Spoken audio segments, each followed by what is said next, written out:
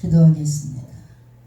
주의 말씀을 사모하는 자마다 하늘의 감격을 맛보게 하시는 참 좋으신 하나님, 연약할 때 의로운 손으로 붙잡아 주시고 늘 부족한 저희들을 넉넉히 채워주시니 주님 감사합니다.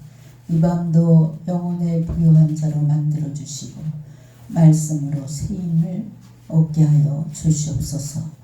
오늘 밤도 사모하는 마음의 기도마다 주님 기쁨으로 응답받는 이 밤이 되게 주님 도와주시고 인생의 질고가 무너지는 놀라운 역사가 있게 주님 도와주시옵소서.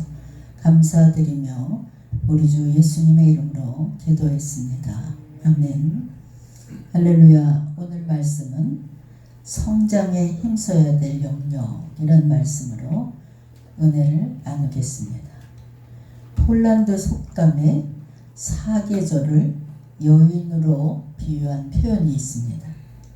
봄은 처녀로 표현을 했고 여름은 어머니로 표현을 했고 가을은 미망인, 겨울은 계모로 표현한 것을 볼 수 있습니다. 이게 재미있는 속담이 있습니다. 그런데 어째서 무덥고 견디기 어려운 여름철을 왜 어머니로 표현을 했을까? 이게 참 궁금합니다.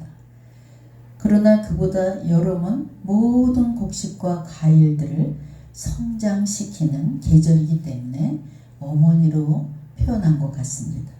물론 여름은 짜증이 나는 그런 계절입니다. 또 뜨거운 태양, 숨막히는 푹푹 치는 무더위, 올여름같이 더운, 작년 여름같이 더운 해가 어디 있었겠습니까? 근데 앞으로는 여름은 타 죽을 정도로 뜨겁고 겨울은 얼어 죽을 정도로 추운 겨울이 올 듯합니다. 이렇듯 아주 여름에는 기후변동도 심하고 우리가 또 모기 때, 파리 때, 여름은 아주 여러 가지로 짜증나는 그런 계절이기도 합니다.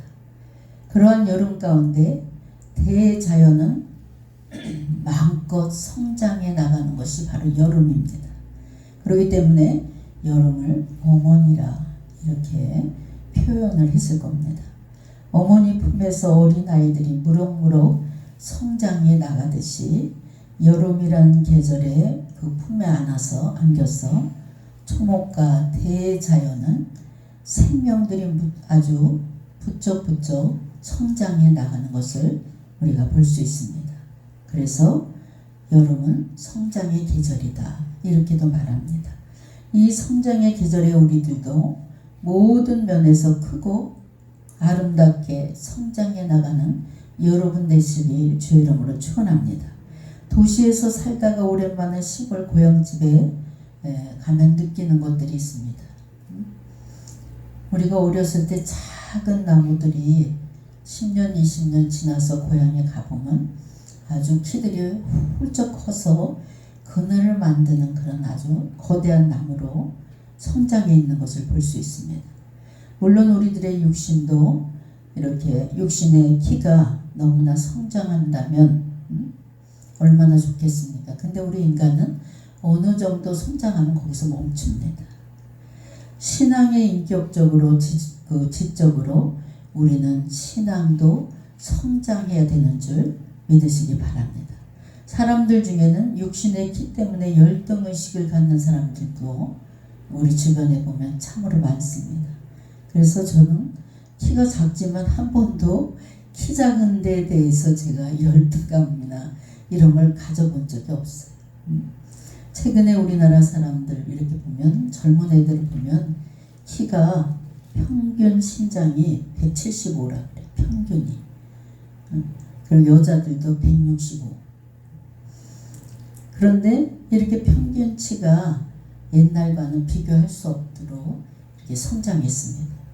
미국에 근데 키가 작다고 못하는 게 없어요. 키 작은 사람도 다 할 거를 다 해나가는 것을 볼 수 있습니다. 그래서 보면 미국의 최초의 육군 대장이었으며 미국의 제18대 대통령 크란트 대통령의 키는 153이었대요. 또 영국의 여왕 빅토리아 여왕 여러분 아시잖아요. 154. 또 등소평이 158. 우리나라 고려 명장이었던 강감찬 장군은 150m였어요. 그러므로 병적으로 키가 작아서 이상이 있는 사람 외에는 그냥 우리가 병이 아닌 다음에는 키 작은 거에 대해서 열등감 가질 필요도 없고 소외감을 느낄 필요도 없습니다. 그런데 외소증이라는 병이 있습니다. 외소증은 지체장애인들을 이렇게 보면 남자가 146이고 여자가 130이라고 그래요. 이런 외소증 환자가 미국에는 5만 명이나 되고 우리나라에도 3,000명 정도가 있다고 합니다.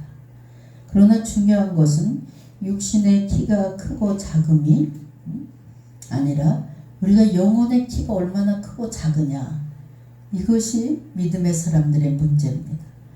마음의 키가 얼마나 크냐.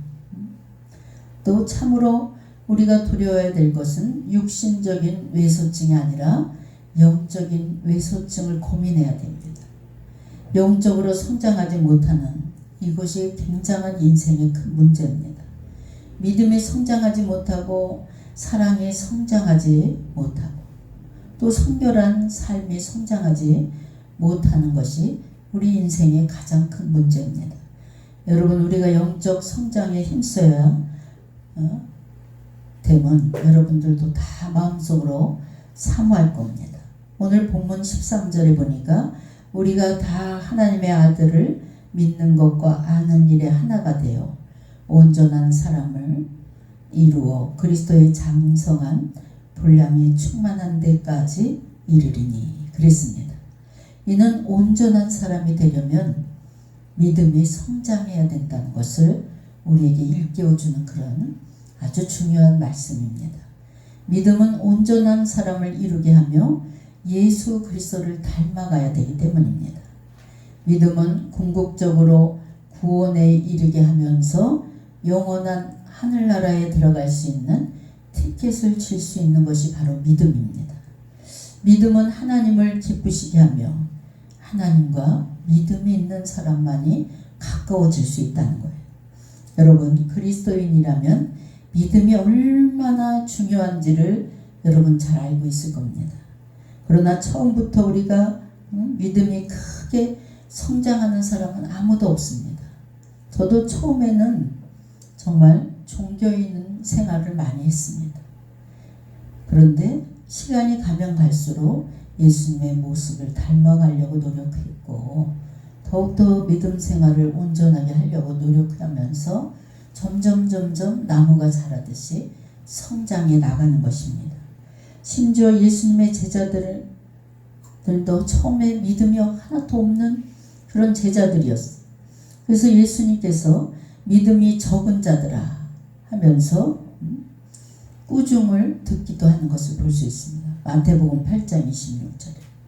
또 그들은 자기들 스스로도 믿음이 적음을 스스로 깨닫고 우리에게 믿음을 더하여 주소서 이렇게 믿음을 구하는 모습을 누가복음 17장 5절에서도 봅니다. 성도 여러분, 우리는 날마다 믿음이 성장해 나가야 됩니다. 직분이 믿음을 온전하게 하냐? 직분이 장로라도 믿음을 온전하게 할 수가 없어요. 바울 사도는 데살로니가의 교회의 성도들에게 믿음이 더욱 자라는 것을 감사하는 모습을 봅니다. 또 우리들도 데살로니가 교회 성도들처럼 더욱더 믿음이 자라려고 노력할 수 있는 여러분이 되시길 주의 이름으로 축원합니다.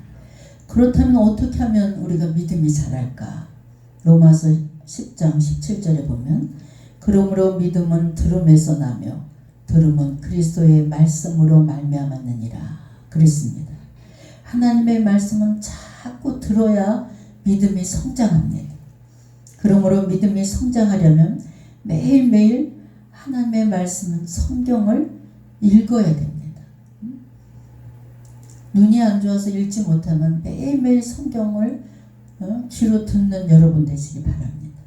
그리고 말씀을 읽고 묵상하면서 또 예배 때 나와서 이렇게 설교를 들으면서 믿음은 나도 모르게 자꾸 성장하게 되는 것을 볼 수 있습니다.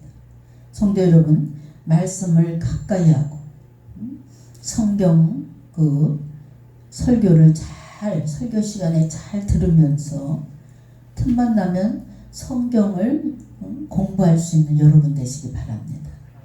그래서 영적 양식이 충만해야 돼요. 성장기 자녀가 갑자기 많이 먹는다고 키가 크는 것이 아니에요. 매일매일 규칙적인 식사 영양을 섭취하면서 이렇게 키가 자꾸자꾸 한 해 한 해 자라는 것을 볼 수 있습니다. 말씀도 마찬가지입니다. 매일매일 규칙적으로 말씀을 읽고 설교를 들으면서 기도 생활을 합니다. 그래야 믿음도 바르게 성장하고 날마다 성장하는 것을 봅니다. 여러분, 콩나물 시루를 다 아실 거예요. 옛날에는 정말 콩나물을 이렇게 이렇게 아랫목에다 이렇게 군인 담요를 씌워가 우리도 콩나물을 길러 먹었어요. 이렇게 보면 아무것도 안 주고 물만 거기에 계속 주는 것을 볼 수 있습니다. 그런데 중요한 것은 콩이 마르지 않게 자꾸 물을 주게 되면 물이 바로 주자마자 그냥 구멍난 시루로 쑥 빠지잖아요. 다 빠져버리잖아요.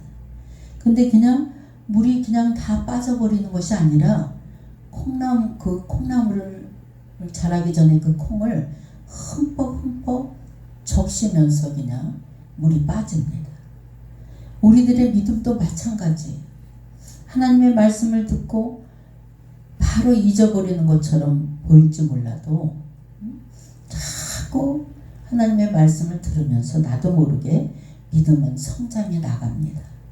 물론 그렇다고 해서 말씀에 귀를 기울이지 않아도 믿음이 성장한다는 얘기는 아닙니다. 귀를 기울여 들어야 되고 주의 깊게 설교 말씀을 심령밭에 심어야 여러분의 믿음이 성장합니다. 그리고 매일매일 더 가까이 말씀을 듣고자 힘을 써야 됩니다. 그러다 보면 은혜도 받고 나도 모르게 믿음이 성장합니다. 베드로전서 2장 2절에 갓난아기들을 같이 순전하고 신령한 젖을 사모하라. 이는 그로 말미암아 너희로 구원에 이르도록 자라게 하려 함이라. 믿음이 이렇게 여러분 내가 이렇게 생각해도 내 믿음이 날마다 자라고 있구나. 이걸 깨달아야 돼.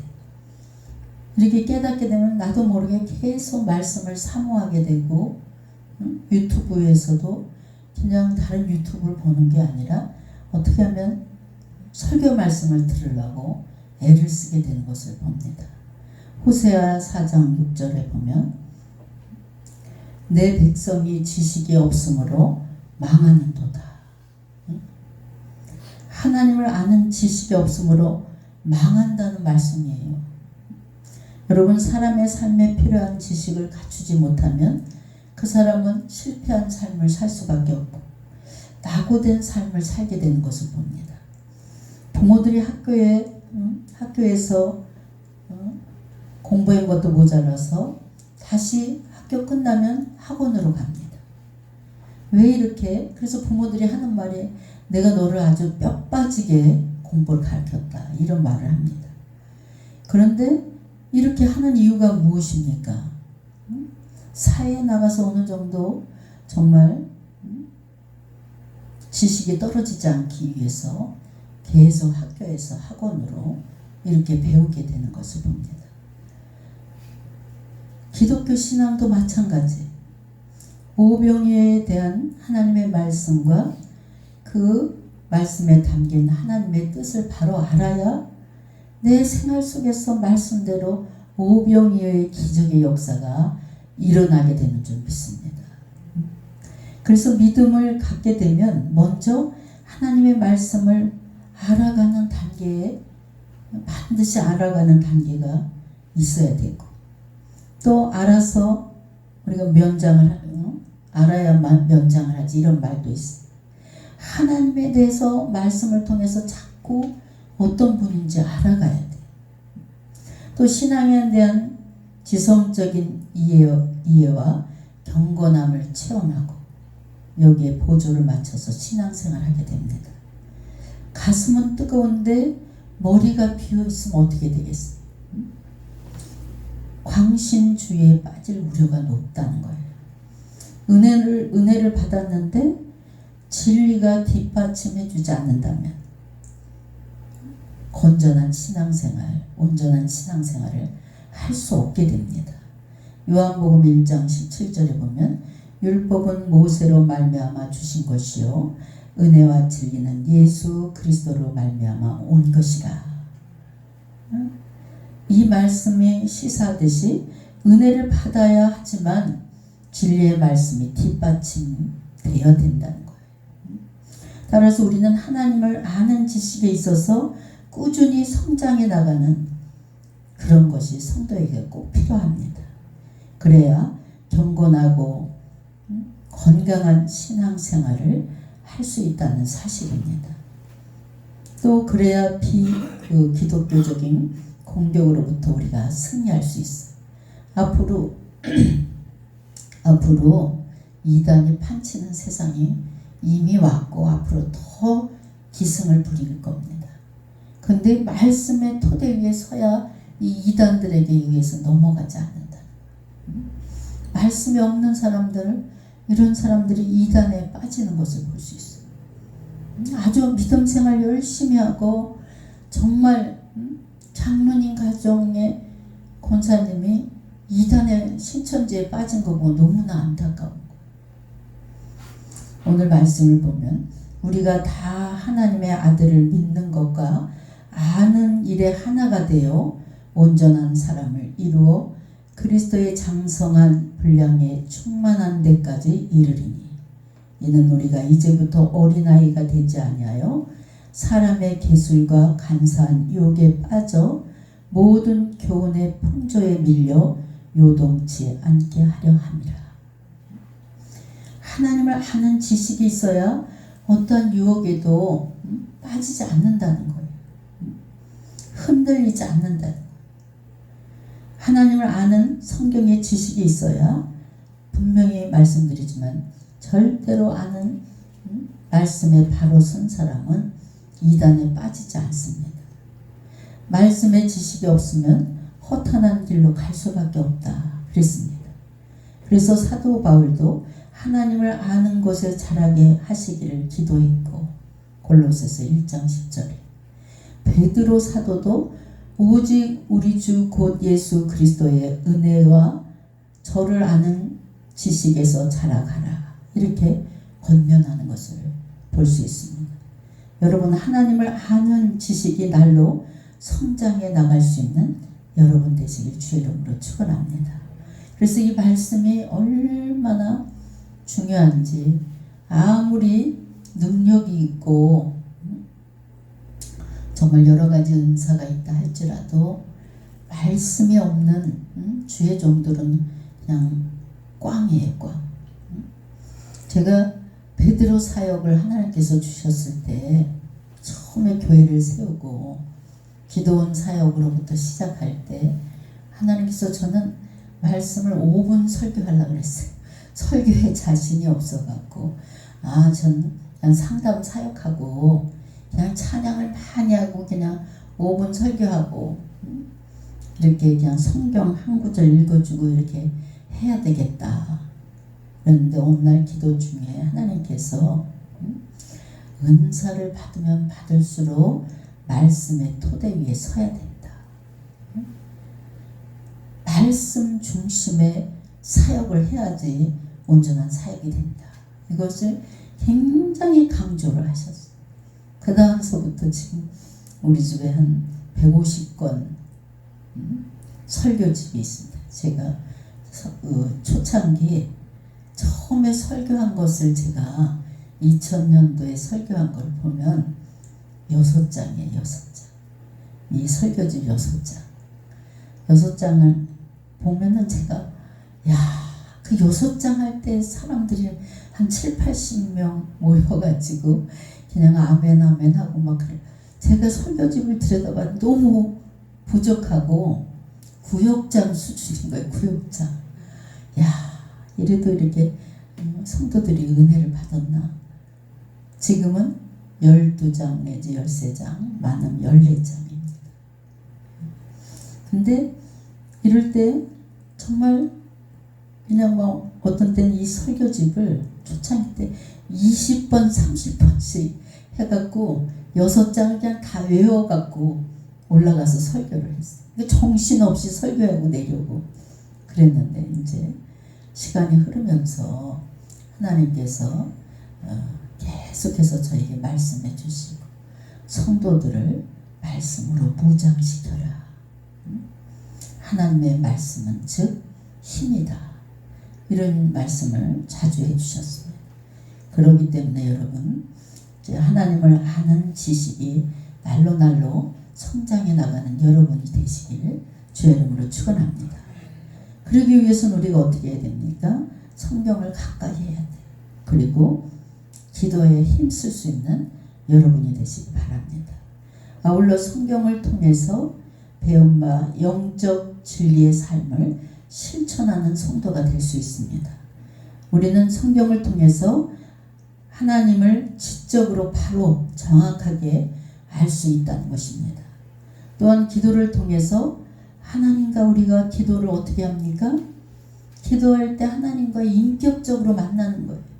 그래서 제가 이렇게 사역할 때 보면 정말 인격적인 하나님이라는 것을 순간순간 느끼고 제 스스로가 감탄할 때가 참으로 많습니다.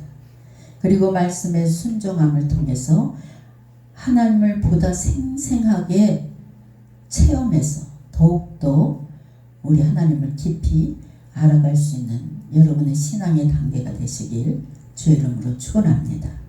히브리서 5장 14절에 단단한 음식은 장성한 자의 것이니 그들은 지각을 사용함으로 연단을 받아 선악을 분별하는 자들이니라.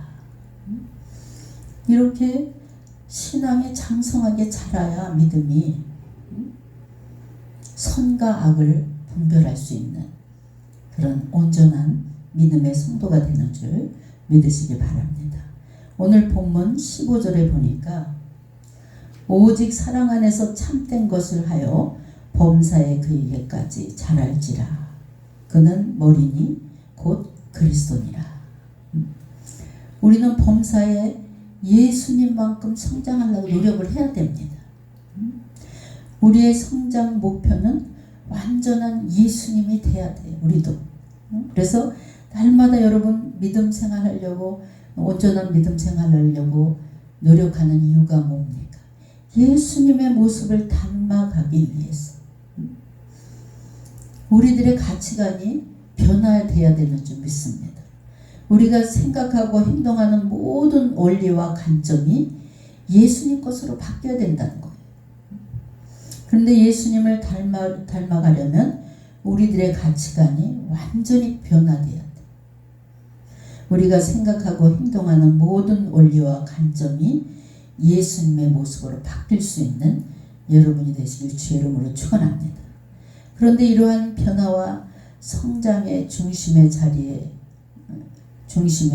자리한 것은 그 무엇보다도 중요한 것은 사랑입니다. 사랑.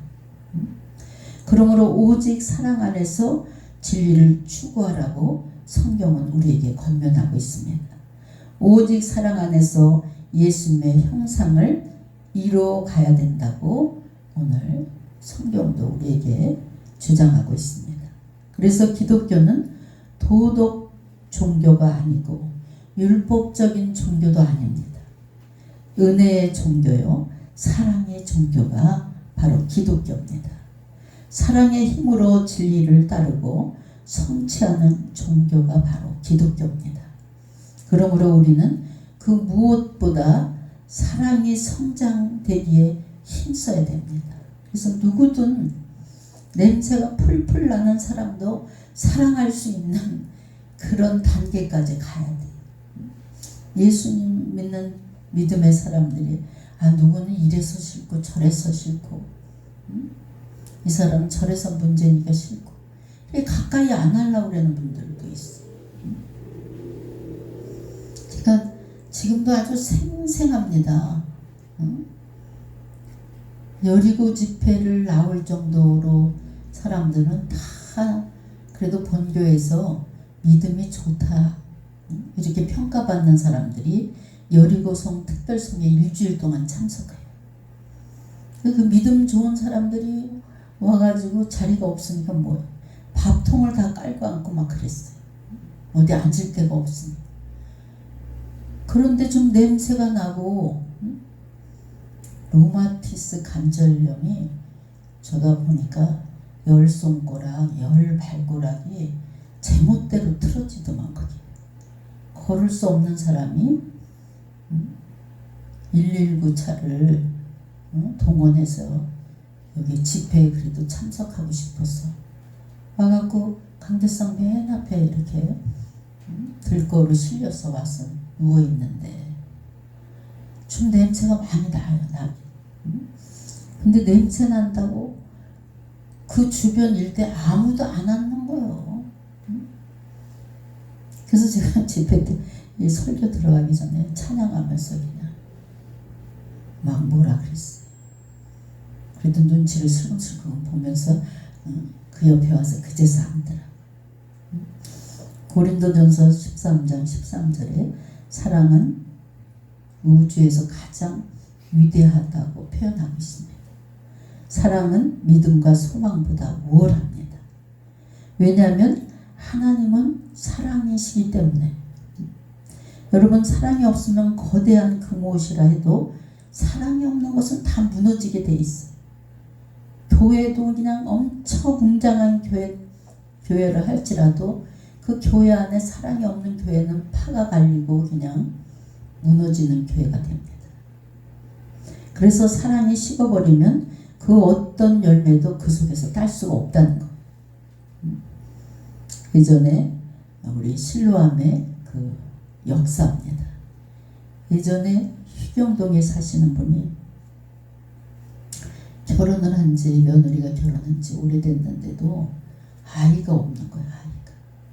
근데 참 하나님께서 감사한 것이 아이를 못 갖는 분들이 상담 와서 작정기도 받아가는 분들은 병원에서 5%밖에 가망이 없습니다. 그런데도 하나님께서 70일 작정기도에 다 아이를 주셨어요. 제가 이름을 사랑이 예서 믿음이 이름 져준 애들이 많아요. 5% 가능성 43살에 5% 가능성밖에 없다 그러는 시험관내기를 8번 했는데도 실패한 사람을 하나님께서 자연으로 70일 작정기도에 생명을 주셨어요. 그래서 생명의 주권자는 하나님이시죠. 그래서 제가 그 아이 이름을 사랑이라고 이름을 줘줬어요. 근데 이 집도 며느리가 돈도 많고 부자예요. 근데 아이 하나만 낳아준다면 얼마나 좋겠냐. 시어머니가 매일 와서 어떻게 하면 우리가 손주를 볼 수 있냐. 근데 며느리가 참 얌전하고 요즘 세대 같지 않아요. 근데 왔는데 이렇게 상담을 오면 의사의 손을 빌려라 이렇게 말씀하시면 뭔가 나팔관이 막혔던가 뭔가 문제가 있는 거예요. 여기는 제가 처음 있는 일이에요. 하늘을 봐야 별을 따지 이러시는 거예요. 야, 그래서 아니 결혼했으면 신혼부부인데 아니 남자가 이거 뭐 잘못됐나 그렇게 생각을 했어요.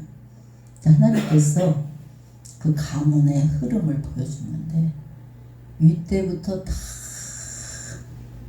음란 마귀가 흐르는 거예요. 시아버지서부터 그 윗대까지. 그래서 권사님 아들이 잘못됐습니다. 이 가정에는 대대로 내려오는 음란마귀를 통해서 아이를 지금 며느리가 가질 수가 없습니다. 아니 하늘을 봐야 별을 따지 그랬는데 왜 생각 좀 해보세요. 그랬더니 이 며느리도 한 번 왔는데 아이를 갖고 싶은데 이혼을 하루에도 12번 더 생각했대. 남편이 옷만 갈아입으러 들어온대. 응? 결혼하고 지금까지. 그래서 이혼을 생각했는데 시아버지가 너무 잘해준다는 거야. 응? 자기 딸 이상으로. 미안해서 이혼을 못하고 있습니다, 목사님. 그래서 눈물을 뚝뚝 흘려요. 상처가 얼마나 깊은지. 아들이 잘못됐네요. 응? 며느리한테 관심이 0.1도 없습니다.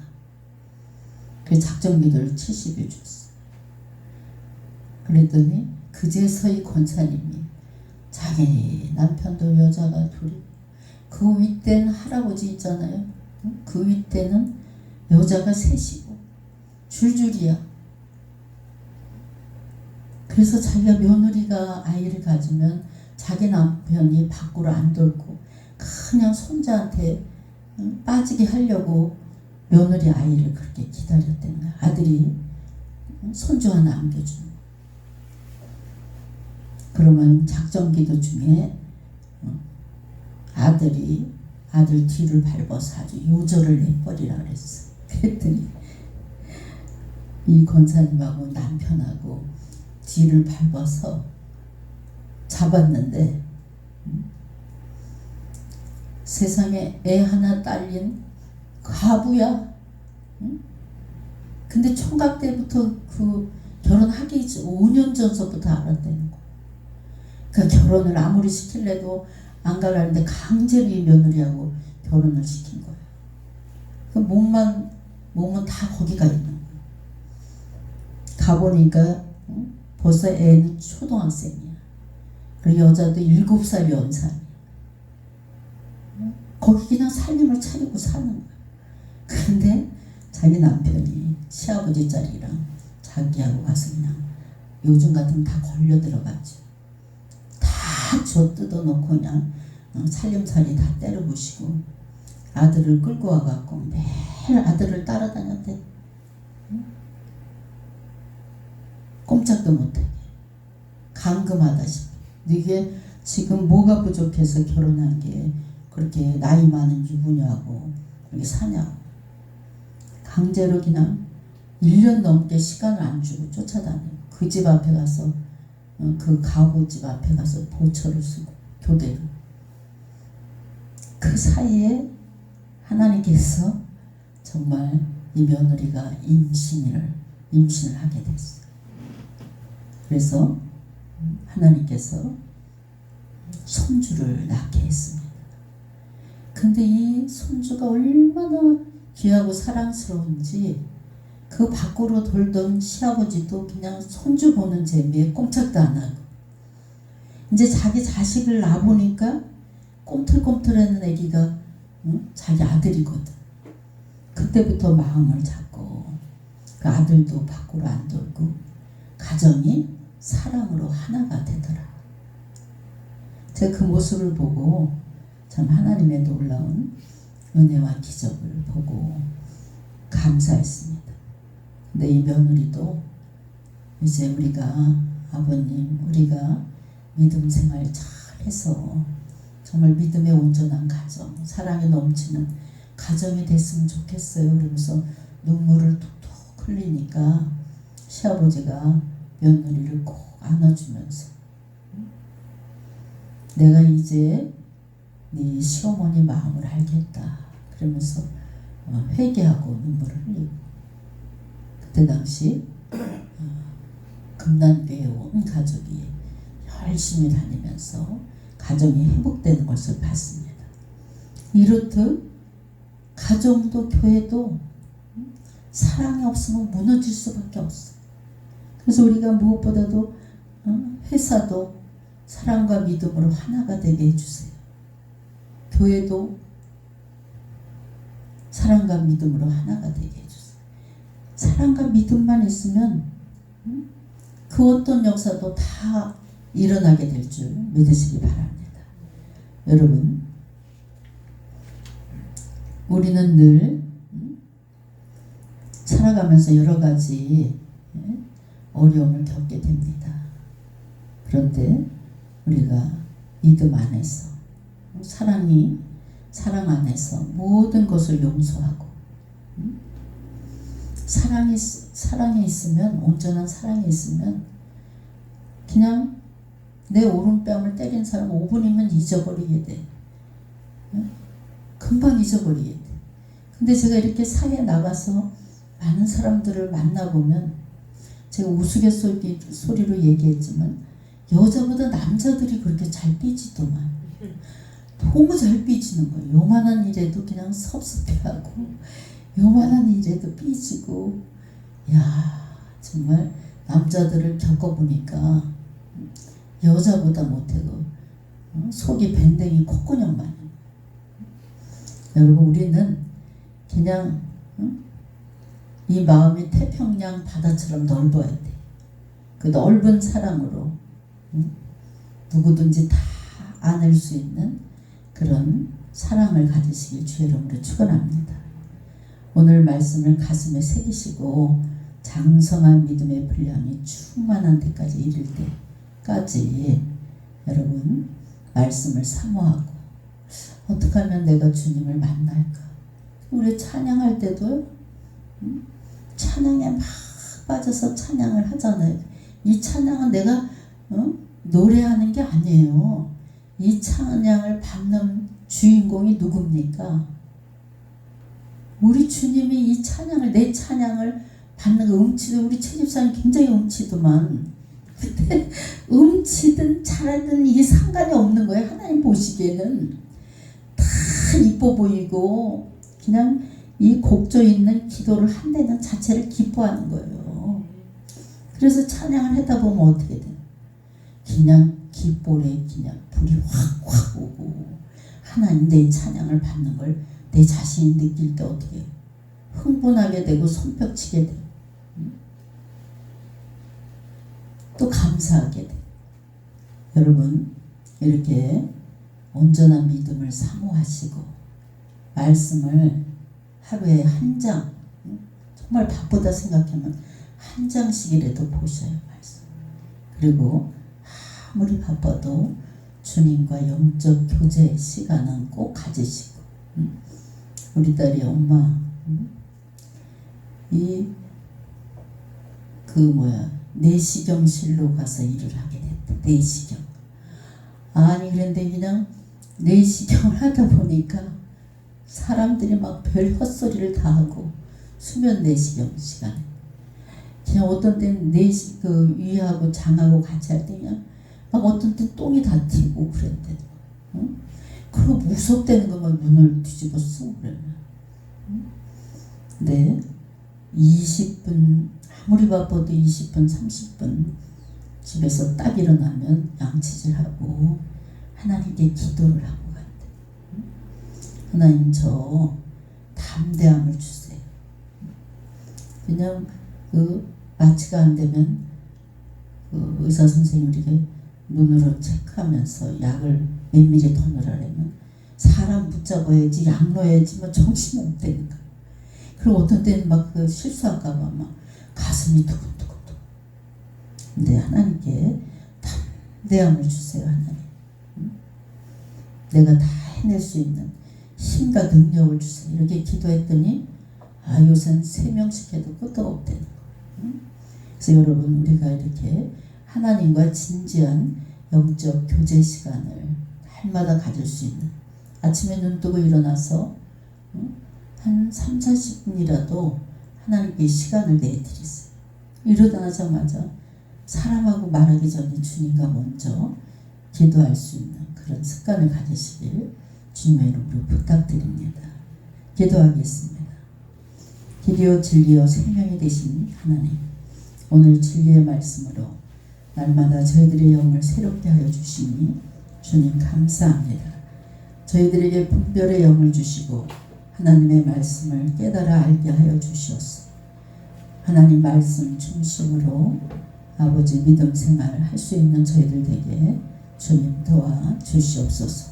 감사드리며 우리 주 예수님의 이름으로 기도했습니다. 아멘.